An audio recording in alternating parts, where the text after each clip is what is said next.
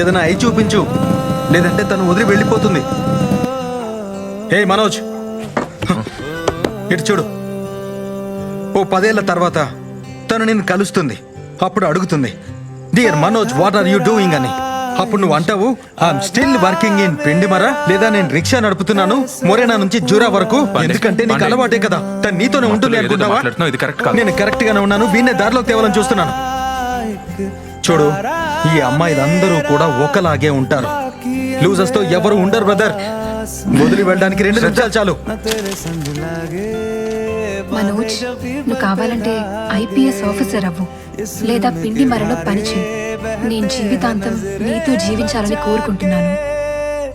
బదరంగ్ మే సతరంగా high ఇష్క్ రే, జోగి మే और गंगा है ये इश्क रे।